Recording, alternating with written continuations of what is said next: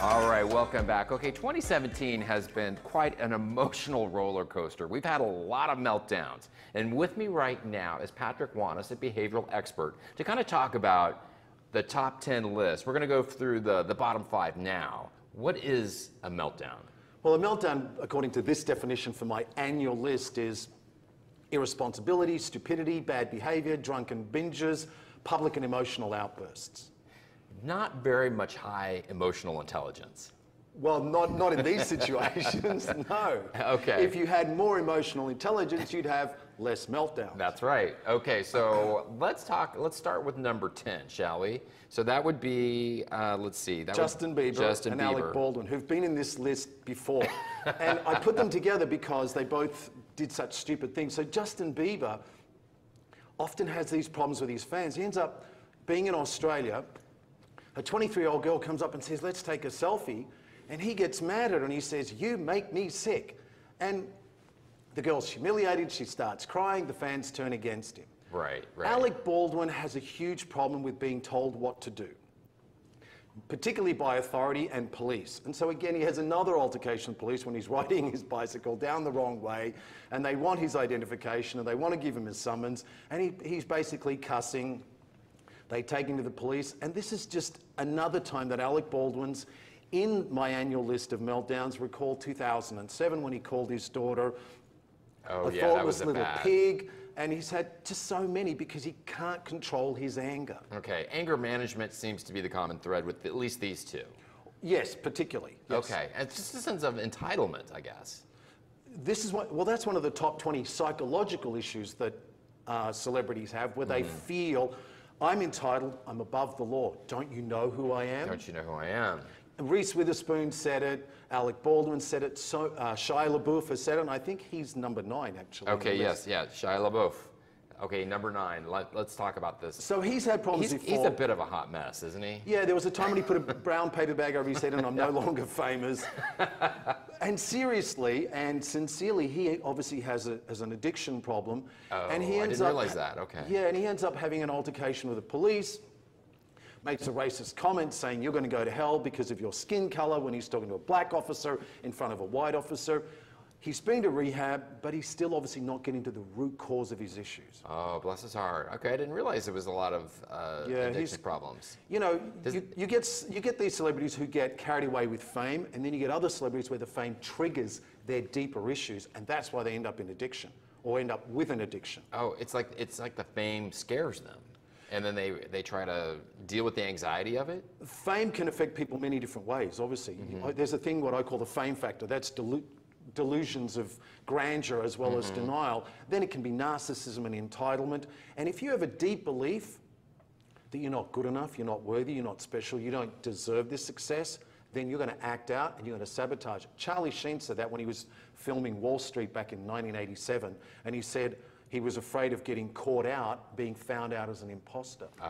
Yeah, a lot of insecurities there. Yeah. Okay. Okay, let's take a look at Kevin Hart. Number 8. So this is funny, but not for the women involved. So Kevin Hart cheats on his pregnant wife, of course denies it, but then in the end says, yes, I cheated on my pregnant wife, and it was his pregnant wife with whom he cheated on his former wife. So here's a woman, he cheats on her, ends up marrying the mistress, and then cheats on the mistress. So she can't be surprised. Well, the problem is that women seem to have this ridiculous concept that I can change the man. I'll fall in love with his potential, I'll change him, I'll fix him, I'll correct him. No, if your foundation was infidelity, lies and betrayal, you're going to experience the same thing. Okay, number 7, ARTIE Lang. This is a sad story. Here is a guy, a comedian, who makes the world laugh, often by making fun of other people. You'll recall he's famous from the Howard Stern show. He's had problems with both drugs and alcohol. The police catch him with 81 small bags of heroin. That's a huge thing. That's not just a consumer. That's what's interesting. That almost sounds like you're a dealer. If he wasn't a celebrity, he would have been charged as that. Right. But of course, he's it's a softer charge, and he's on his way to rehab. Okay, well that's criminal. Is that really an emotional meltdown? Well, it's a mental and emotional breakdown when you are turning to drugs, and you've already had an alcohol problem, and now you're actually carrying 81 bags of heroin. Okay, real quickly, Quentin Tarantino. This is one that really annoys me and affects me personally because Quentin Tarantino, through Amber Tamblyn, tweeted that he knew nothing about Harvey Weinstein when the whole scandal came out. He said, "Oh, I'm shocked by these revelations of my good friend of 25 years. I need a few days to think about it." Well, I immediately called him a liar. 7 days later, he admits he lied. And he says, "Yes, I knew more. I should have done more. I actually knew about cases." Wow. So what that reveals is there were so many people in Hollywood who didn't care about protecting women. They only cared about their own pocket and about their own career, their own finances. They were just purely selfish and self-vested interests. Ooh, that's a really ugly situation. Yeah, it is. And that's a lot of people in Hollywood that it's not just Quentin Tarantino then. No, there's a lot of people that knew about it. There's so many people that knew about it, and now they're being faced to admit, what did you know? Why didn't you do anything? Is there any value to the fact that Quentin Tarantino fessed up? Of course there's a value, and I obviously have to say, well done for saying it. The point is, why didn't he fess up immediately? Because he was hoping he could get away with it, and after 7 days it became so big, he couldn't. Patrick, thank you so much. You're gonna come back, and we're gonna have to take on the top 5 of emotional meltdowns. Okay, and now we're getting to the top big 5. The 5. Okay, so the next one is Gene Simmons. Now, what happened with him? Well, you're not going to be shocked that Gene Simmons engages in ridiculous behavior, except in the context of the ridiculous behavior. He's at Fox News Channel recording a segment about his new book. Finishes the segment. Publicity tour, talking to everybody. Walks through the offices, apparently, allegedly, storms into some staff meeting, opens up his chest, makes some comment about, rips open his shirt, makes some comment about his chest, and then proceeds to make paedophile jokes about Michael Jackson. Not only did they throw him out, he's being banned for life from Fox News Channel and Fox Business Channel. Did he do this on the air? Or no, he did. Just, no, yeah. But they were like, you know what? We just don't even want you near us. Doing it on air would make it come off like it might be a joke. He actually walked into a staff meeting and made comments and fun of the people in the staff meeting. Wow. Okay, so people were just like, you're just too weird for us right now. You know, if Fox News is saying you're banned for life, you've got to be bad. All right, let's take a look at Abby Lee Miller, number 4. We're getting up there. You mentioned this in the previous segment when we talked about celebrity entitlement, narcissism. Don't you know who I am? I'm above the law. Abby Lee Miller filed bankruptcy, but she engaged in fraud. She admitted to 1 count of fraud, and then she decides to do what everyone else does, which is play the victim. So she says, well, it's like I teach my kids, life isn't fair. No, life is fair, and you wouldn't be going to jail for a year if you didn't actually engage in bankruptcy fraud. And then she starts crying and says, I don't think I'm going to survive prison. Well, it's not meant to be a nice, you know, you're not going to Candyland. There's a reason you're being punished. Again, it's not a therapeutic hospital. Yes, correct. But it is for therapy. It's for. Well, the purpose of sending someone to prison is, you know, it's prevention, it's rehabilitation, it's punishment. The point again is, here is another celebrity who refuses to accept responsibility for her own actions. Okay, Lawrence O'Donnell. This one surprised me. Yeah. Maybe I don't know about this. Well, the reason that it surprises you is that when we see someone, such as yourself, behind the camera, and speaking very calmly, maybe a sense of humor occasionally, you think that that person's always calm and poised and has composure.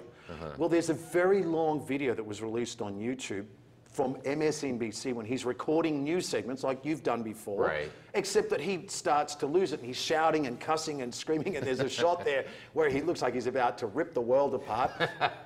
Where's that hammering? Look upstairs, look downstairs. I mean, it's funny, except that it's shocking because you would never expect it to come from someone who is supposed to have so composure. Cool and collected and composed. And cussing like crazy. Really? All right, Jim Carrey, number 2. Okay, this is a split for the fans. There are fans who think Jim Carrey has found enlightenment. Then there are other people who are seriously concerned about his mental health. So at New York Fashion Week, Jim Carrey shows up and he starts circling the reporter saying, I was looking for the most meaningless thing I could find, and this was the most meaningless thing. And she's saying, well, why are you here? Why are you? And he's stressed up. He proceeds to say, I don't exist, you don't exist, basically it's all an illusion. Then in another interview he says... That does kind of have a metaphysical tone to it. Well, it's definitely philosophical. Zen-like. What he's saying is, I've awoken to realize that life could have no meaning. But if this event has no meaning, why are you giving it meaning by showing up? Why are you giving interviews? In other interviews, he talks about how the fact that Jim Carrey never existed. And how he says, when I was recording the Andy Kaufman movie, I realized I'm a character making a choice to play a character. All of this is true, but you've got to look at it in context. Okay. He doesn't look happy in any of these interviews. He doesn't look like he's at peace. He looks kind of tired and ragged. He looks tired and ragged. Okay. And Maybe it's better for a book and not a TV interview. Correct. Okay, the last one, number one. Here again, we have Kathy a comedian Griffin. who's not engaging in anything funny.